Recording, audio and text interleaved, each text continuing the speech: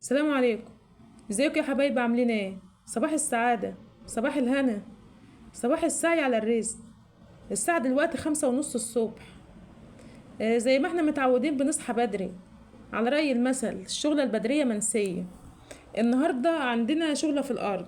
أنا قمت بدري، عملت الطيور وكام شغلة كده، والباقي لما نرجع إن شاء الله. لو انت أول مرة تشوف فيديو ليا حط لي لايك واشتراك.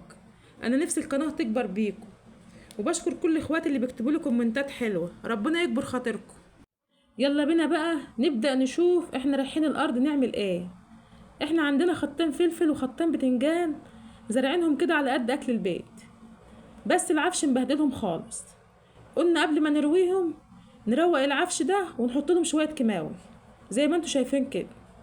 المحصول بتاعهم يعتبر صفر، مفهومش محصول خالص، محصولهم تعبان خالص، والحاجه دلوقتي بتصرف وتكلف. هنروق العفش اللي حواليهم وبعدين نرويهم. شايفين الشجر دبلان خالص. مش عارفة دي بقى من حرارة الجو ولا من العفش اللي حوالين الزارع، الله اعلم. احنا عملنا اللي علينا وروقناه وحطينا له كماوي ودورنا عليه المكنة الري. ده الكروان. اكتر اخواتي اللي بيكونوا معايا في اللايفات بيسمعوا صوته، بيكون مزعج لهم قوي، فعشان كده انا عملت كتم الصوت هنا كمان، مش هيبقى في اللايف وفي الفيديوهات. هو ده الكروان الحقيقي. صوت وصورة، لا مفيش صوت، الصوت انتوا سامعينه. يلا بينا بقى نرجع البيت نكمل شغلنا ونفطر عشان نشوف هنعمل غدا ايه النهارده. غدانا شعب من الطراز الاول. كان زمان بيوصي الدكاتره عليه والله للتعبان، ربنا يشفي كل مريض. انت لو عملتها صح هتطلع شوربتها احسن من شوربه اللحم. شوربه الفول النبت يا جماعه اهم حاجه، وانت بتختار الفول تختار الفول الابيض، الحبايه العريضه الحبايه الكبيره.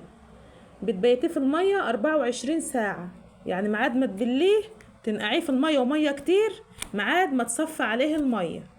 تمام كده، مشي بالخطوات صح ويطلع معاكي احلى نتيجه.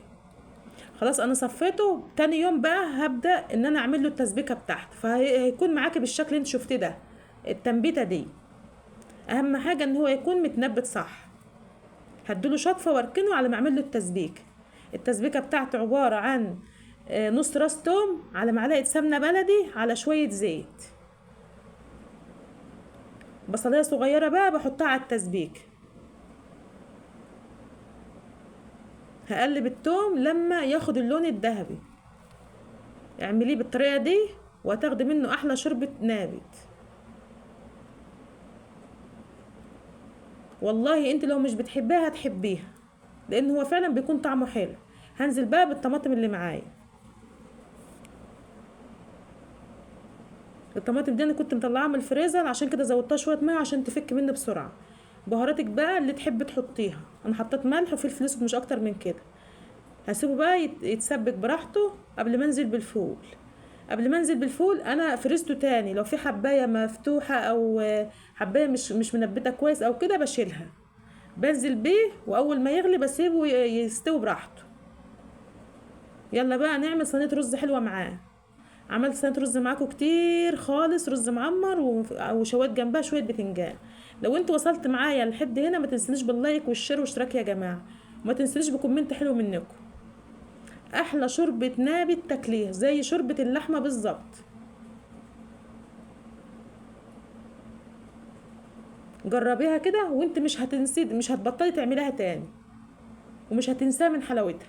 وادي صينيه الرز المعمر ما شاء الله، وادي البتنجان هطلعه واحط له الدقه بتاعته وشويه زيت كده وعصره ليمونه عليه. احلى اكله تاكليها. وعلى فكره الفول النابت صحي جدا ومفيد جدا ما شاء الله، طعمه زي العسل. شايفين الفول استوى معايا ازاي؟ طعمه زي العسل والله. بألف هنا اللي اكل منه. يا ريت يا جماعه ما تنسوش باللايك والشير واشتراك، انا نفسي القناه تكبر بيكم، وبشكر كل اخواتي اللي بيتابعوني ويكتبوا لي كومنتات حلوه، ربنا يكبر بخواطركم. وده كان يومنا النهارده. انا عملت شغل كتير خالص في البيت، بس طبعا مش بصوره كله عشان الفيديو ما يطولش عليكم، بس انا جبت لكم المغرب. شكرا لكل اخواتي اللي بيتابعوني. لو انتوا وصلتوا معايا لهنا ما تنسونوش باللايك والشير واشتراك، وحطوا لي كومنت حلو. يلا اشوف الشكو على خير، فيديو جديد، والسلام عليكم ورحمة الله وبركاته.